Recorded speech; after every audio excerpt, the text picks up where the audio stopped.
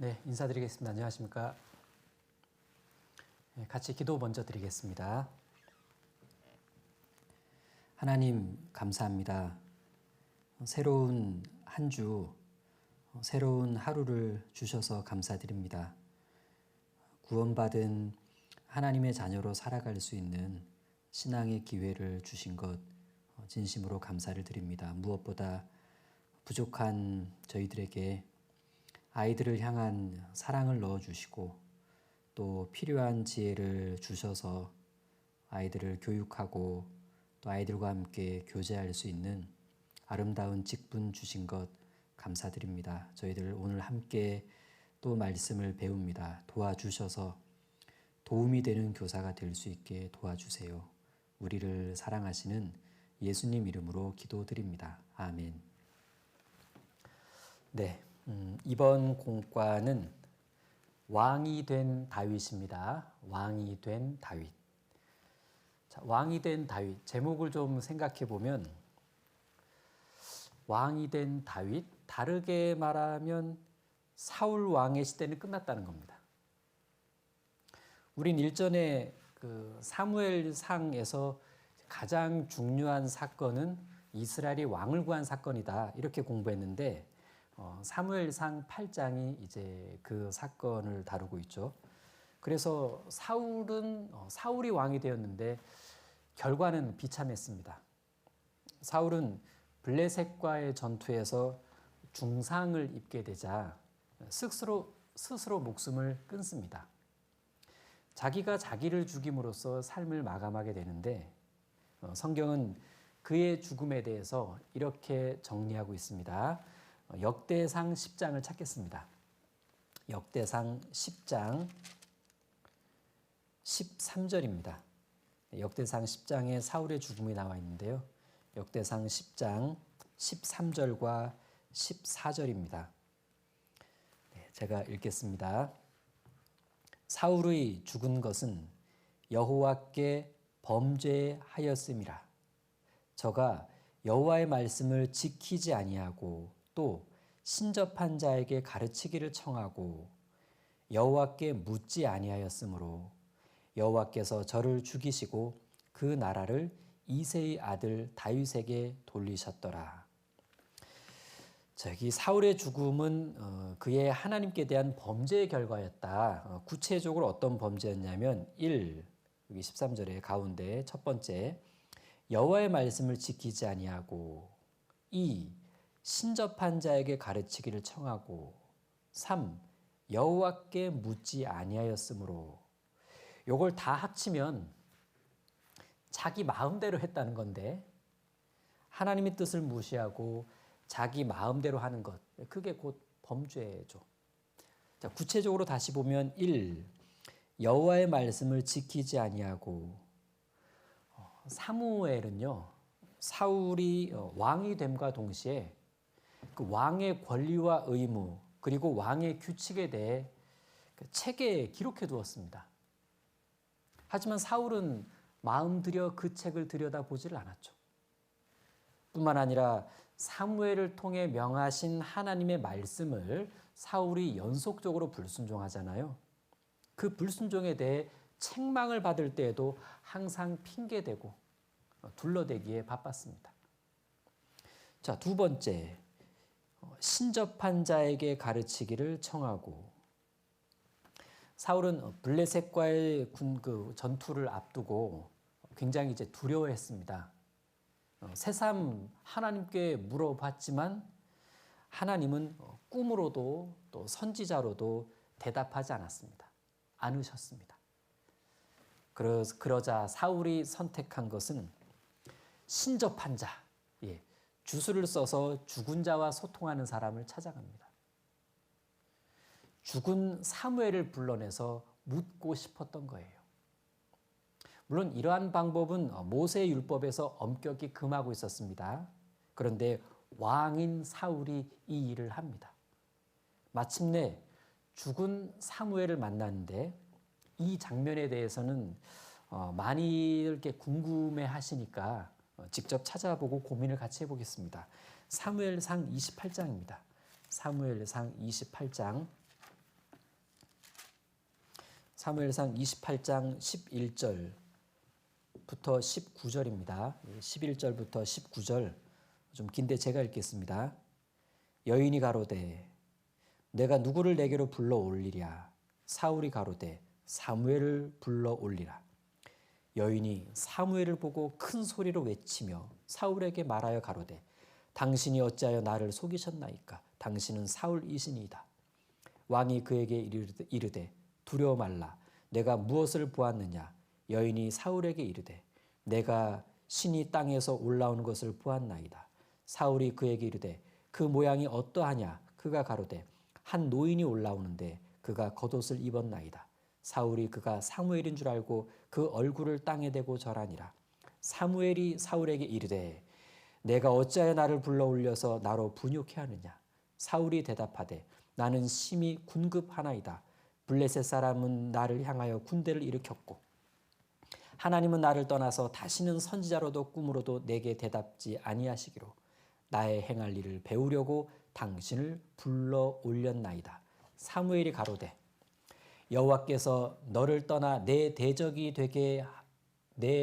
되셨거늘 내가 어찌하여 내게 묻느냐. 여호와께서 나로 말씀하신 대로 내게 행하사 나라를 내 손에서 떼어 내 이웃 다윗에게 주셨느니라. 내가 여호와의 목소리를 순종치 아니하고 그의 진노를 아말렉에게 쏟지 아니하였으므로 여호와께서 오늘날 이 일을 내게 행하셨고 여호와께서 이스라엘을 너와 함께 블레셋 사람의 손에 붙이시리니 내일 너와 내 아들들이 나와 함께 있으리라. 여호와께서 또 이스라엘 군대를 블레셋 사람의 손에 붙이시리라. 여기서 제일 궁금하게 여기는 것은 이 사무엘이 진짜 사무엘이냐 이걸 거예요. 정답은 그렇다입니다. 원래 죽은 자를 불러낸다는 건 사실 귀신 불러내는 겁니다. 예를 들어 초혼자가 어떤 사람의 돌아가신 부모님을 불러냈다?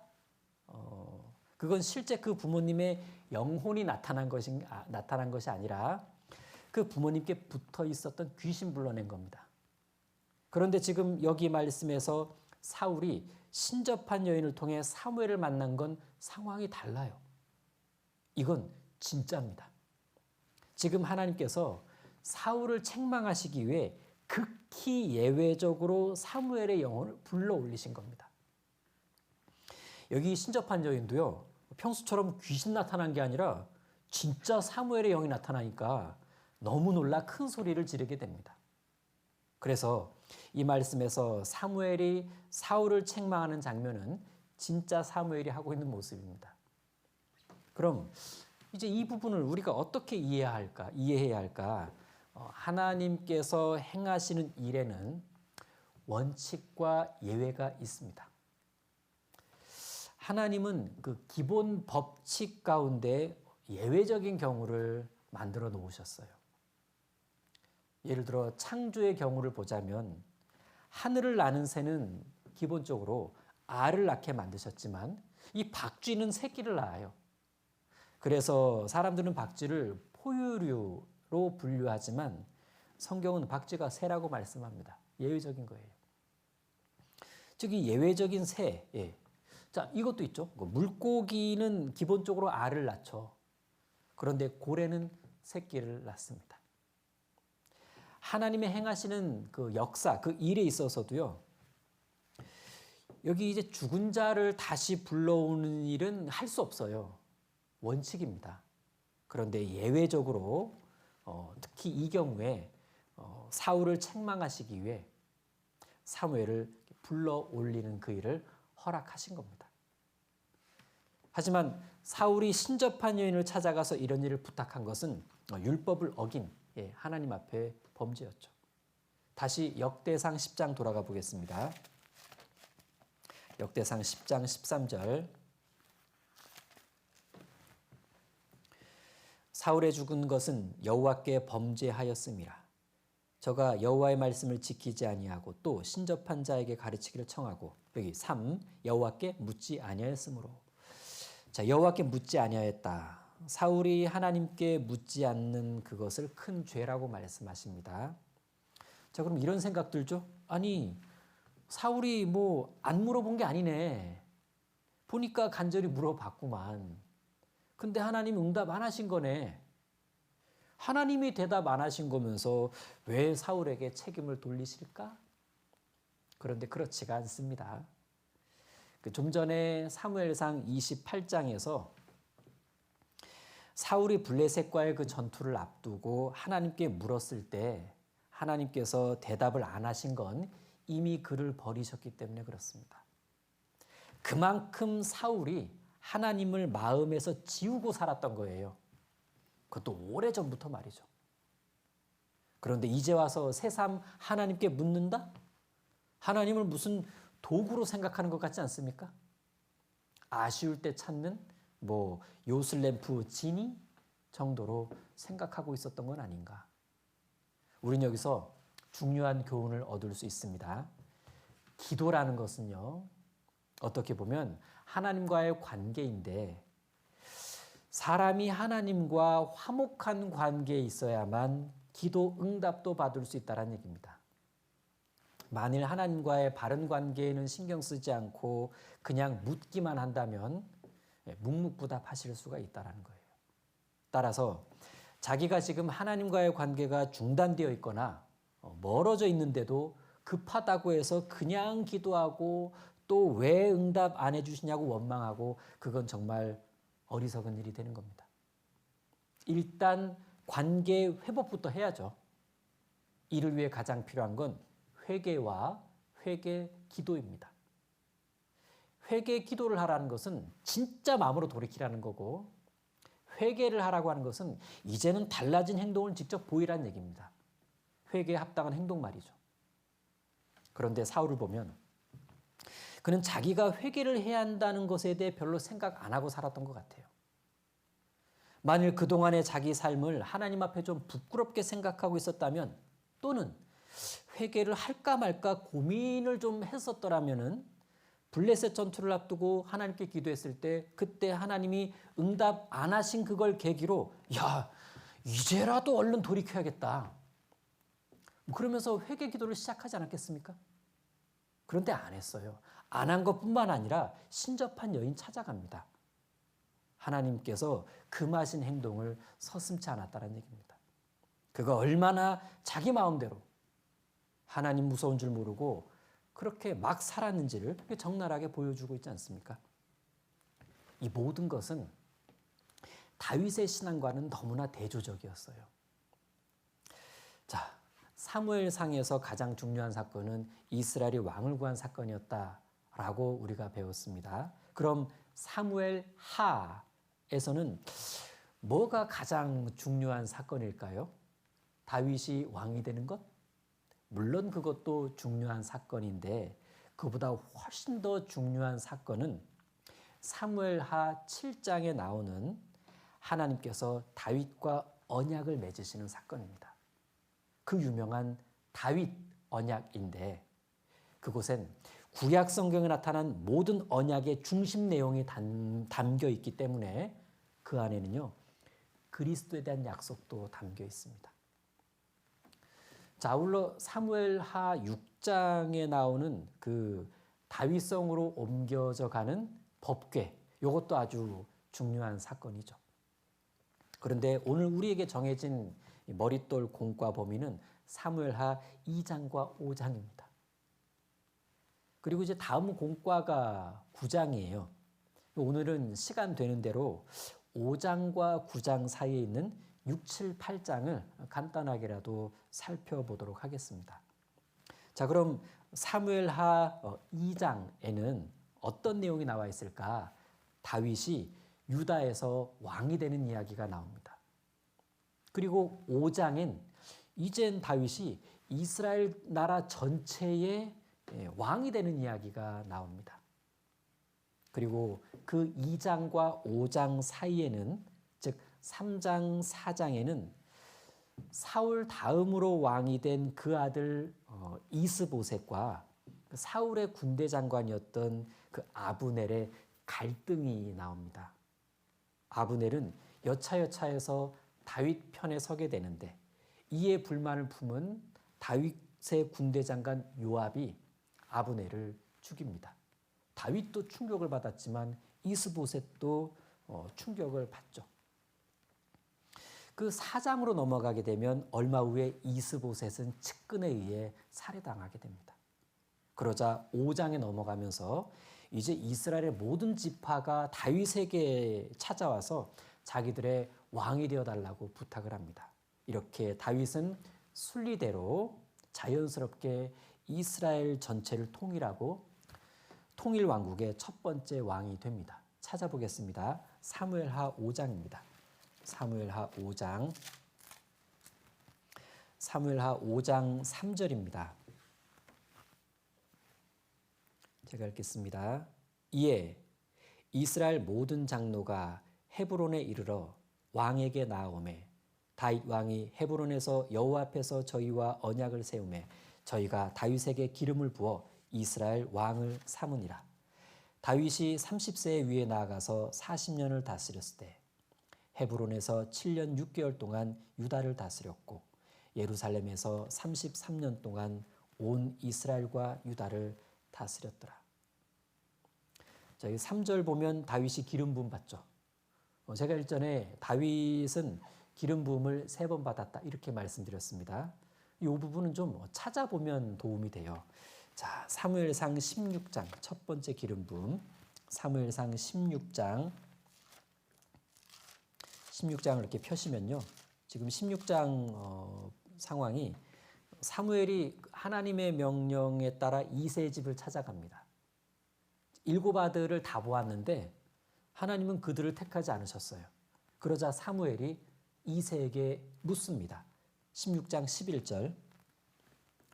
또 이새에게 이르되 내 아들들이 다 여기 있느냐?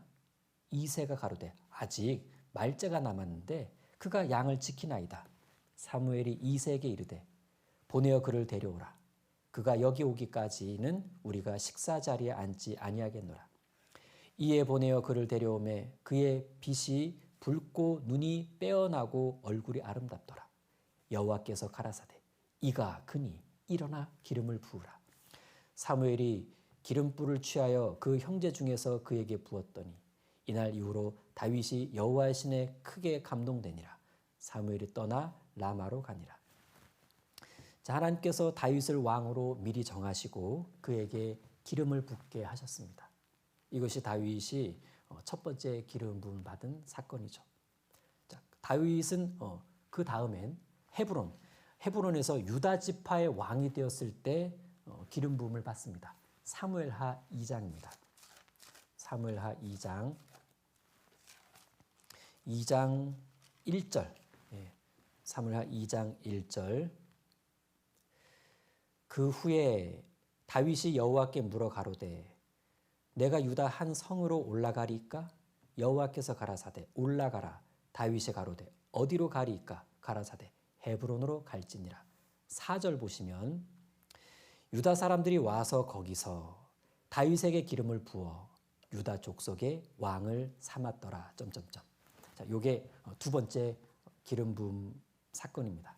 이렇게 해서 다윗은 유다의 왕이 되죠. 그리고 사무엘하 5장을 보면 5장 넘어가서요. 5장 3절.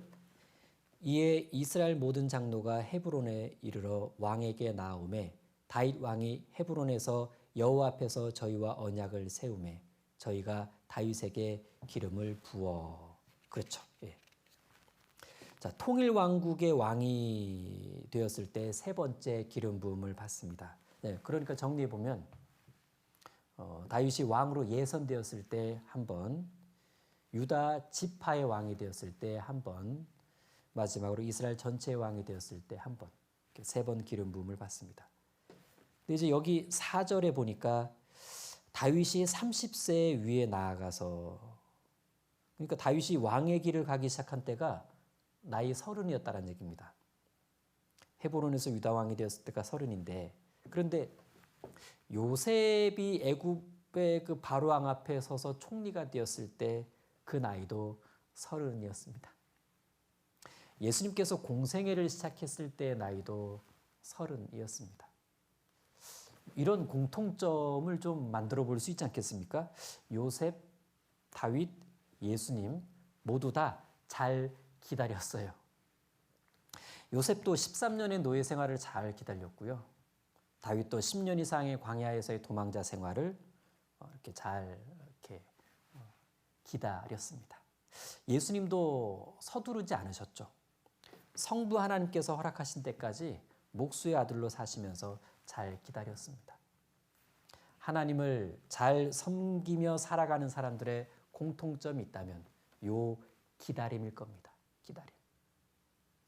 비록 현실은 여러 가지 어려움으로 좀 힘이 들겠지만 하나님이 주실 선한 결말을 믿으면서 오늘도 기다린다. 그게 인내일 겁니다. 야고보서는 인내하는 자가 복되다 했습니다. 그는 주께서 주시는 선한 결말을 경험한다고 말씀하고 있죠. 어쩌면 우리가 이 어려운 시대를 통과하면서 쉽지 않은 봉사를 계속하면서 여러 가지 마음의 갈등이 있을 수 있는데 이럴 때일수록 조금만 더 기다려보는 인내, 그리고 주께서 주실 선한 결말을 상상해 보는 것, 이것이 어려운 중에도 웃으면서 봉사할 수 있는 신앙의 꿀팁이 아닐까 생각을 해봅니다. 이제 통일왕국의 왕이 된 다윗이 가장 우선적으로 하려고 한 일은 무엇일까? 그게 두 가지입니다. 첫 번째는 예루살렘을 차지하는 일이에요. 두 번째는 블레셋을 몰아내는 일입니다. 그래야 그 다음에 언약궤를 안전하게 옮겨올 수 있기 때문에 그렇습니다. 당시 이스라엘 땅에는 가나안 거민 그 여부스 사람들이 예루살렘을 차지하고 있었거든요. 그리고 블레셋과는 항상 이렇게 대치 상태에 있었습니다. 이스라엘이. 그런데 다윗이 통일왕국의 왕이 되자 이에 대해 가장 흥분한 세력이 누구였냐면 블레셋이었어요.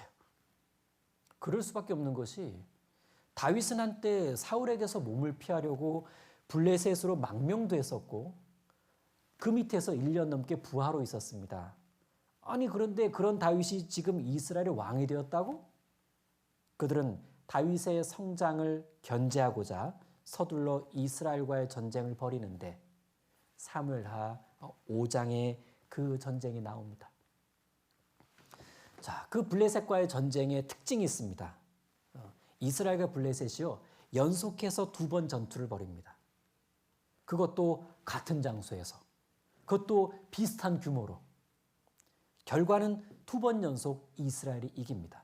그런데 더욱 이 전쟁의 특징은 다윗은 1차전 승리 이후에 2차전이 시작되었을 때에도 1차전 때와 똑같은 상황이었는데도 전혀 조금도 자만하지 않고 하나님께 처음처럼 똑같이 물어봅니다. 하나님 어떻게 할까요? 그래서 이 블레셋과의 이 2번의 전투를 개인적으로 이렇게 한번 메모를 해봤습니다. 늘 처음처럼 묻는 전쟁, 이렇게 메모를 해봤는데 그거 찾아보겠습니다. 1차전부터 찾아볼게요. 5장 17절입니다. 5장 17절 1차전입니다. 이스라엘이 다윗에게 기름을 부어 이스라엘 왕을 삼았다 함을 블레셋 사람이 듣고 다윗을 찾으러 다 올라오매 다윗이 듣고 요새 또는 산성입니다. 요헤처로 나가니라. 블레셋 사람이 이미 이르러 르바임 골짜기에 편만한지라. 다윗이 여호와께 물어 가로되 내가 블레셋 사람에게로 올라가리이까? 여호와께서 저희를 내 손에 붙이시겠나이까? 여호와께서 다윗에게 말씀하시되 올라가라. 내가 단정코 블레셋 사람을 내 손에 붙이리라 하신지라. 자, 이제 다윗은 하나님 말씀 굳게 붙잡고 군대 이끌고 돌진합니다. 그리고 전쟁은 대승리로 끝나죠. 그런데 전쟁에 패했던 블레셋이 또 전쟁하러 올라옵니다. 그것도 같은 장소, 같은 규모로. 2차전 보겠습니다. 22절. 블레셋 사람이 다시 올라와서 르바임 골짜기에 편만한지라. 다윗이 여호와께 묻자온대 가라사대 올라가지 말고 저희 뒤로 돌아서 뽕나무 숲을 맞은편에서 저희를 엄습하되. 자, 23절에 다윗이 여호와께 묻자온대. 다윗은 또 똑같이 하나님께 물어봅니다. 하나님, 이번엔 어떻게 할까요? 이번에도 올라갈까요? 근데 생각해 보세요. 전쟁에 관한 당대 최고의 전략가입니다. 다윗은. 가장 풍부한 전쟁 경험을 가지고 있었던 다윗. 산전수전 다 겪었어요. 그러나 전쟁을 주관하시는 하나님 앞에서는 여전히 어린아이같이 물었습니다. 다윗은 이런 신앙인이었습니다. 참 존경스럽고 부럽지 않습니까? 자, 이 하나님은 올라가지 말고 다른 작전으로 전투할 것을 명령하십니다.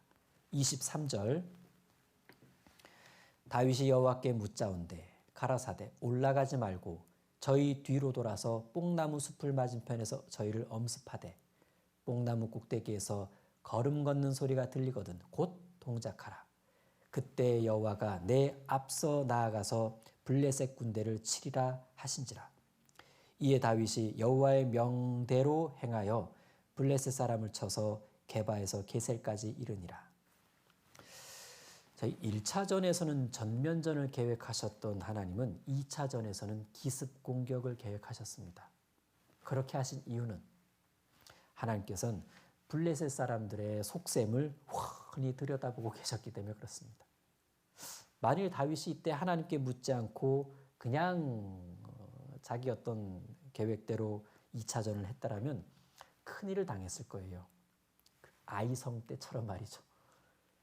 하나님은 다윗에게 기습 공격의 방법과 시기 또한 자세하게 알려주셨습니다. 다윗은 그 자신의 계획이 늘 하나님의 계획 그 안에서 세워지기를 바랬던 사람입니다.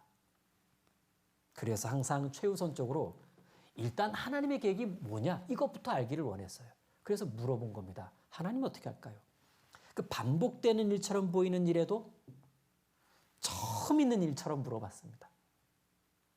이런 사람에게 하나님께서 적극적으로 알려주시지 않을 리가 없죠.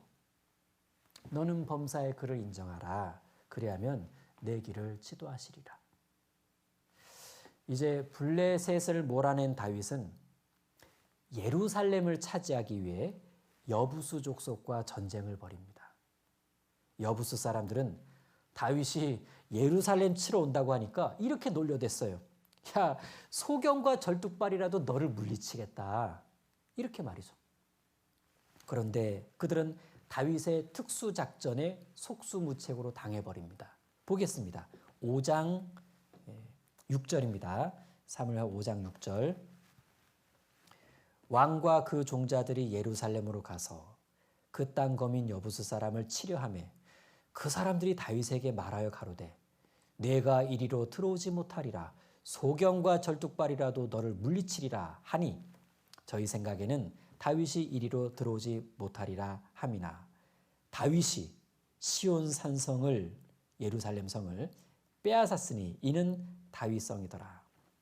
그날에 다윗이 이르기를 누구든지 여부수 사람을 치거든 수구로 올라가서 다윗의 마음에 미워하는 절뚝발이와 소경을 치라 하였으므로 속담이 되어 이르기를 소경과 절뚝발이는 집에 들어오지 못하리라 하더라. 여기 8절 보면 수구로 올라가서 수로를 통해서 수로를 통로로 이용해서 성 안에 침투한 겁니다.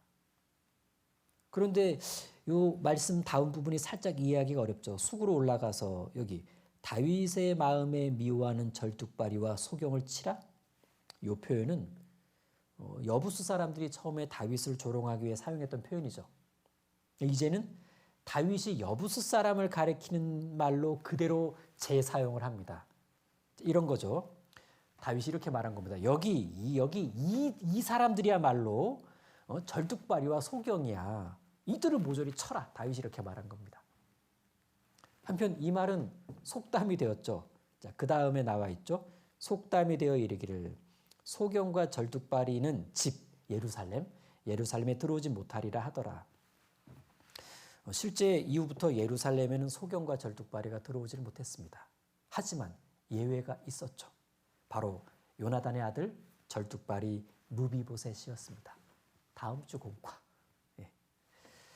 자, 다윗은 예루살렘을 정복하고 나서 그 성을 다윗성이라고 부르고 수도로 삼습니다. 그리고 다윗성의 성벽을 보강하는 사업을 벌이는데 5장 9절 다윗이 그 산성에 거하여 다윗성이라 이름하고 밀로에서부터 안으로 성을 둘러싸으니라. 만군의 하나님 여호와께서 함께 계시니 다윗이 점점 강상하여 가니라.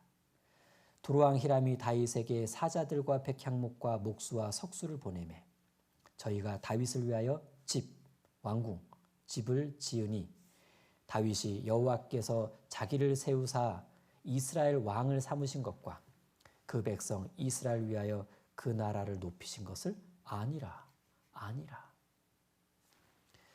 자, 그러고 나서 다윗은 늘 마음에 두고 있었던 계획 하나를 이제 드디어 실행에 옮깁니다. 바로 법궤를 옮겨오는 일이었습니다.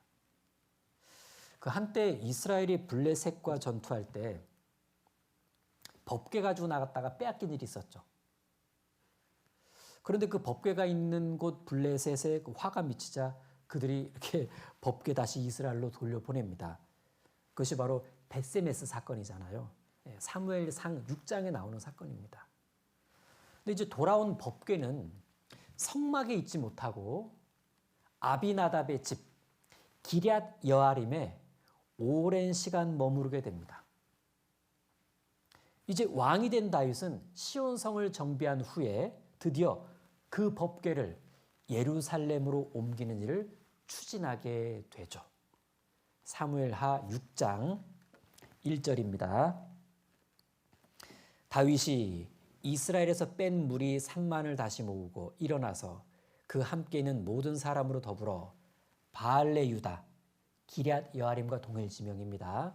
바알레 유다 기럇 여아림 유다 바알레 유다로 가서 거기서 하나님의 궤를 메어 오려 하니 그 궤는 그룹들 사이에 좌정하신 만군의 여호와의 이름으로 이름하는 것이라. 저희가 하나님의 궤를 새 수레에 싣고 산에 있는 아비나답의 집에서 나오는데 아비나답의 아들 우사와 아효가 그 새 수레를 모으니라. 저희가 산에 있는 아비나답의 집에서 하나님의 궤를 싣고 나올 때 아효는 궤 앞에서 행하고. 자, 다윗이 이렇게 하기까지 법궤가 아비나답의 집에 머무른 시간은 약 70여 년이었습니다. 근데 이제 여기서 혹시 선생님들께서 이런 의문 가지실 수 있어요. 70년이 아니라 20년 아닌가요? 바로 이 구절 때문인데 사무엘상 7장입니다. 저도 오랫동안 좀 헛갈렸는데 사무엘상 7장 보시면 거기를 보면 이 70년이 아니라 20년 같은데 사무엘상 7장 1절입니다. 기럇 여아림 사람들이 와서 여호와의 궤를 옮겨 산에 사는 아비나답의 집에 들여놓고 그 아들 엘리아살, 모세 아들 엘르아살하고 혼동하시면 안 되고요. 엘리아살을 거룩히 구별하여 여호와의 궤를 지키게 하였더니 궤가 기럇 여아림에 들어간 날부터 20년 동안 오래 있은지라 이스라엘 온 족속이 여호와를 사모하니라. 자, 여기 2절 말씀을 보고 좀 전에 본 사무엘하 6장 2절 말씀을 연결해 보면 법궤가 아비나답의 집에 있다가 나오기까지 여기 20년 아니냐. 법궤가 20년 동안 있었던 거 아니냐. 옮겨지기 전까지. 이렇게 이해될 수도 있다는 거예요. 그런데 잘 보시면 여기 2절에 법궤가 기럇 여아림에 들어간 날 그날부터 20년이 흘렀다는 말씀이지 법궤가 기럇 여아림에서 나올 때까지 20년이 지났다. 이렇게 볼 수는 없다라는 겁니다. 즉 여기서의 20년은 언약궤가 기럇 여아림에 있었던 모든 기간을 의미하는 건 아니에요. 여기서의 20년은 요 3절 이후부터 벌어질 그 사건 전까지의 기간이 20년이 흘렀다. 이렇게 보는 것이 타당할 겁니다. 그럼 이 3절 이후에 무슨 사건이 벌어졌냐? 장성한 사무엘이 미스바에서 대대적인 회개운동을 벌이고 곧이어 블레셋과의 그 유명한 에베네셀 전투를 벌여서 크게 승리합니다. 그러니까 이스라엘에 이런 놀라운 일이 일어나기까지 마치 이스라엘의 그 잠자던 신앙이 깨어나기까지 법궤는 아비나답의 집, 넓게는 이스라엘 가운데서 20년간이라는 그 짧지 않은 기간 동안 무탈하게 온전히 머물러 있었다. 요걸 말해주는 거라고 볼 수 있다는 얘기입니다. 즉 하나님의 궤가 이스라엘과 함께하고 있었다. 이제 좋은 의미로 이렇게 말씀한 겁니다. 자, 그럼 그렇게 20년 지나고요. 그러고 나서 사울이 왕이 되잖아요. 40년간의 통치 기간이 지납니다. 20년 플러스 40년 지나가는 거예요. 60년 지나갔죠 벌써? 자, 그 다음에 다윗이 유다의 왕이 되어서 7년 통치합니다.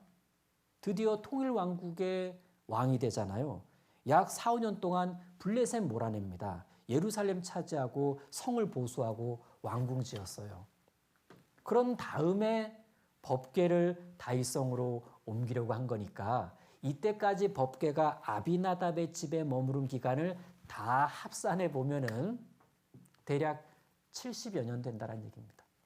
그런데 지금 말씀드린 부분은 그냥 대강 넘어가셔도 돼요. 궁금해하는 분들이 있을까 봐 드린 말씀입니다. 더 중요한 건 이게 아니고 법궤가 다윗성으로 옮겨지는 그 사건, 그때 굉장히 충격적인 일이 벌어졌다는 겁니다. 레위인들, 특히 이제 고앗 자손들에 의해서 매여서 옮겨져야 할 법궤가 어찌된 일인지 술에 실려서 옮겨지게 됩니다. 다시 보세요. 사무엘하 6장 넘어가서 사무엘하 6장 3절. 저희가 하나님의 궤를 새 술에 싣고 산에 있는 아비나답의 집에서 나오는데 아비나답의 아들, 손자를 의미한다고 봐야겠죠. 아비나답의 아들 우사와 아요가 그 새 수레를 모니라. 저희가 산에 있는 아비나답의 집에서 하나님의 궤를 싣고 나올 때 아효는 궤 앞에서 행하고 다윗과 이스라엘 온 족속이 잣나무로 만든 여러 가지 악기와 수금과 비파와 소구와 양금과 재금으로 여호와 앞에서 주악하더라. 저희가 나곤의 타작마당에 이르러서는 소들이 뛰므로 우사가 손을 들어 하나님의 궤를 붙들었더니 여호와 하나님이 우사의 잘못함을 인하여 진노하사 저를 그곳에서 치시니 저가 거기서 하나님의 궤 곁에서 죽으니라. 여기 7절 우사의 잘못함이라는 것이 있었습니다. 그 일로 하나님이 진노하셨어요. 우사의 잘못함. 그것은 일단 법궤를 만진 것이었지만 보다 중요하게 생각해 봐야 될 것은 그는 왜 법궤를 만지게 됐냐라는 거예요. 그리고 우사와 아요는 왜 법궤를 수레에 싣고 옮기려고 했느냐, 이 문제까지 같이 봐야 됩니다. 그건 곧 우사와 아요에게 법궤란 과연 어떤 의미였냐, 이 질문으로 시작해 볼 수 있죠. 법궤는 일단 함부로 만지면 죽게 되는 그런 성물이었습니다. 그래서 사람들에게 법궤란 아주 접근하기 어려운 그런 두려운 성물이었는데, 그런데 아비나답의 아들, 즉 손자인 우사와 아요에게는 달랐어요. 그들은 법궤가 편했습니다. 물론 이들도 처음부터 법궤가 편했던 건 아닙니다. 처음엔 당연히 아주 두려운 마음이 있었을 거예요. 그 두려운 마음은 분명 하나님에 대한 경외심이었겠죠. 그런데 흘러가는 시간 속에서 법궤를 하도 자주 보니까, 늘 보니까, 오랜 세월 보니까 언제부턴가 이 법궤가 전혀 부담스럽지 않게 되었습니다. 편해졌죠. 그 편안함이 문제를 가져왔습니다. 경외심이 사라져요. 경외심이 사라진 그들의 눈엔 어쩌면 법궤는 약간의 의미 있는 상자 정도로 보였을지도 모릅니다. 그래서 문제가 생겼는데, 그것도 아주 큰 문제가. 법궤를 상자처럼 수레에 싣고 옮기기로 한 거예요. 상자니까 수레에 싣지 뭐. 그렇게 되니까 이제 수레에 실은 상자 같은 법궤가 흔들려서 넘어갈 것 같으니까 상자 잡아라! 이러면서 법궤를 손으로 탁 붙잡은 겁니다. 만지지 말아야 할 법궤를 만진 거예요. 그러면 여기서 이런 의문 생깁니다. 아니, 그럼 그 귀한 법궤가 지금 넘어가게 생겼는데 안 넘어가게 하려면 붙잡기라도 해야 되는 거 아니냐? 그럼 그냥 뻔히 보고 있으라는 거냐? 법궤 넘어가게 생겼는데? 맞습니다. 당연히 상식적으로 그런 의문 던질 수 있죠. 하지만 하나님은 더 근본적인 걸 보셨어요. 하나님은 넘어가려는 법궤를 붙잡아서 법궤를 온전케 하려는 웃사의 마음보다 하나님의 법궤에 대한 경외심이 빠져버린 웃사의 마음을 훨씬 더 심각하게 보셨어요. 법궤를 다른 물건들처럼 수레에 싣고 이동시키려고 했던 이들의 마음 상태가 큰 문제였던 겁니다. 그래서 법궤가 흔들리자 물건처럼 붙잡으려고 했던 거고. 이것이 하나님이 지적하신 웃사의 잘못함의 출발점이었습니다. 웃사는 결국 하나님과 충돌하여 죽게 되죠. 7절 보시면 여호와 하나님이 웃사의 잘못함을 인하여 진노하사 저를 그곳에서 치시니 저가 거기 하나님 궤 곁에 죽으니라. 여호와께서 웃사를 충돌하심으로 이 사건은요, 경외심이 빠져버린 신앙의 심각성을 교훈해 줍니다. 경외심이 빠져나간 신앙은 마침내 하나님과 충돌합니다.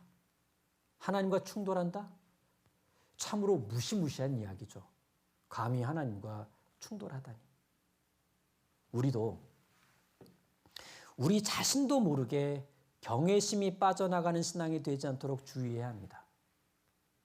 코로나 시대에 야 코로나다 하면서 상당히 많은 부분들이 온라인과 비대면으로 진행되어 왔습니다. 이럴 때 사실 온라인, 비대면 이거 자체가 문제는 아니죠.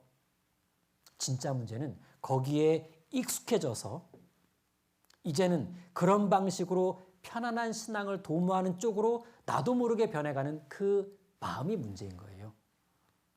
그러다 보면 자칫 신앙의 긴장감을 놓치게 되죠. 그럼 말씀에 대한 경외심도 조금씩 빠져나갈 수가 있습니다. 뿐만 아니라 교제에 대해서도 마음이 깊숙이 못 들어가요. 중 때문에 마음이 못 들어가는 건 아니란 얘기입니다. 봉사 역시도 회의감에 빠질 수가 있습니다. 그러면서 내놓은 대책이라고 하는 것이 야 그래 내년에는 말씀을 좀 더 드릴 수 있게 봉사 놔야 되겠다. 이런 어처구니 없는 자기 결론을 내놓게 됩니다. 제가 어처구니 없다라고 말씀드린 이유는 마치 봉사 때문에 말씀에 소홀하게 되었다는 것처럼 비춰지기 때문에 그래요. 봉사라도 있어서 그나마 보답하는 삶을 유지할 수 있었다라는 그 생각은 저 밑에 두고 말이죠. 사실은 자기가 자기도 모르게 신앙의 긴장감을 놓쳤기 때문인데 말이죠. 그래서 진짜 점검해 봐야 될 것은 요즘 나의 신앙의 긴장감은 어느 정도인가? 이 부분이 아닐까요? 우리가 하나님과 하나님의 말씀에 대한 경외심이 빠져나가지 않게 하기 위해서는 신앙의 긴장감, 그걸 유지해야 되는데 그러자면 편한 쪽으로 가려는 익숙함을 경계해야 돼요. 일단. 신앙과 관련해서는 일부러라도 자신을 수고롭게 만드는 것. 그것이 오히려 신앙 유지에 도움이 됩니다. 말씀을 들을 때는 보다 악착같이 들으려고 하고 주어진 교제와 맡겨진 봉사에는 어떻게든 성실함으로 참여해야 됩니다. 만일 이런 것들이 언제부턴가 1도씩만 틀어줘도 한참 지나면 확 벌어져 있을지도 몰라요. 그래서 제 스스로도 생각을 해봅니다. 나는 몇 도나 벌어져 있나? 연초부터 해서 지금까지 그 벌어진 각도를 다시 제자리로 돌려놔야 하지 않겠습니까? 그렇게 해서 내년을 시작해야 되는 것이 맞겠죠. 자, 웃사와 아요가 겪었던 치명적인 실수는 무엇이었을까? 혹 긴 시간이 아니었을까요? 그들은 법궤가 자기 집에 있었던 긴 시간을 신앙 성장의 기회로 돌리질 못했습니다. 조금만 지혜를 내면 얼마든지 유익한 시간으로 돌릴 수 있었던 긴 시간이었는데 그들은 그 시간을 유익하게 사용하지를 못했습니다. 문득 아차 싶은 그 편안함과 익숙함에 대한 그런 위험 신호를 좋게 여겼어야 됐는데 그 위험 신호를 감지해내지 못했습니다. 어떻게 보면 들키지 않는 티 안 나는 긴 시간 속에서 웃사와 아요는 마당만 밟는 신앙, 마당만 밟는 봉사를 했었는지도 모릅니다. 형식적이고 습관적인 신앙을 말한 겁니다. 그러고 보면 이 하나님과 어떤 웃사의 충돌은 뭐 갑작스러운 결과는 아니었다. 이렇게 좀 생각해 볼 수 있죠. 자, 그래서 이제 법궤는 어떻게 되었느냐? 아차 싶었던 다윗은 이제 법궤를 메고 가게 해서 오벳 에돔의 집에 있게 합니다. 다행히 하나님께서 오벳 에돔의 집에 복을 주셨다라는 소식을 듣고 다윗은 용기를 내어 기쁜 마음으로 다시 시작합니다. 그렇게 해서 법궤가 오벳 에돔의 집에서 다윗성으로 옮겨질 때 다윗이 뭐 했습니까? 어린아이 같은 모습으로 힘을 다해 춤을 췄는데 이건 제 그냥 상상입니다. 야, 그때 다윗이 췄던 춤이 찬송율동의 기원 아닌가? 그냥 제 농담 삼아 드리는 말씀입니다. 자, 그런데요. 이렇게 다윗이 법궤 들어올 때 힘을 다해 춤을 출 때 그의 아내 미갈은 그 들어오는 법궤를 주목하지 않고 춤추는 남편만 주목하면서 다윗을 업신여깁니다. 안타까운 일이죠. 이제 다윗은 언약궤를 예루살렘으로 옮기고 나서는 그 다음엔 여호와를 위해 성전을 건축하기로 결심합니다. 그게 사무엘하 7장에 나오는데 다윗이 나단 선지자에게 이렇게 말합니다. 자, 보시오. 하나님께서 이렇게 은혜를 베풀어 주셔서 우리가 지금 평안 가운데 있지 않소. 그런데 나단, 이건 좀 아닌 것 같소. 나는 이렇게 화려하고 웅장한 백향목 궁에 거하고 있는데 우리 하나님의 법궤는 아직도 저렇게 초라하고 초라한 장막에 거하고 있으니 아무래도 이건 아닌 것 같소. 내가 이제껏 이렇게 내버려 둔 것 같아. 내 마음이 편치 않소. 하나님 앞에 너무나 송구하구려.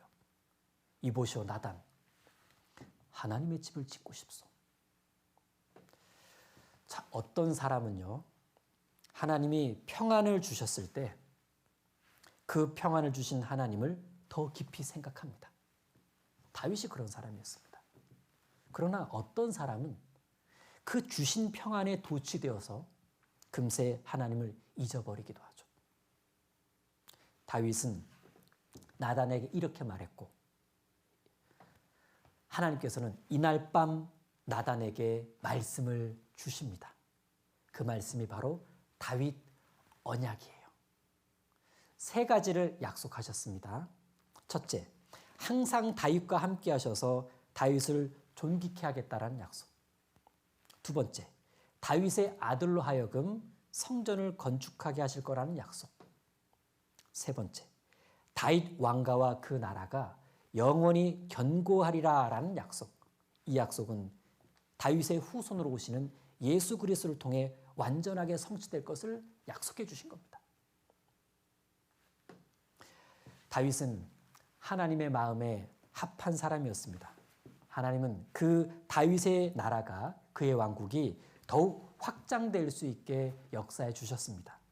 다윗은 훗날 자기 아들이 지을 성전 건축을 위해 할 수 있는 최선을 다해 모든 준비를 다하게 됩니다. 그것이 사무엘하 8장의 이야기입니다. 이렇게 해서 오늘 왕이 된 다윗에 대해 간단하게 살펴봤습니다. 기도하고 마치겠습니다. 주님 감사합니다. 우리 아이들이 좋아하고 또 우리도 좋아하는 다윗에 대해 차근차근 배울 수 있도록 도와주셔서 감사합니다. 우리 선생님들 모두 다윗의 신앙을 기뻐하고 또 사모하고 닮아갈 수 있도록 도와주세요. 그렇게 해서 우리와 함께 같이 교제하는 아이들의 마음속에도 다윗의 마음과 신앙이 담겨질 수 있도록 도와주세요.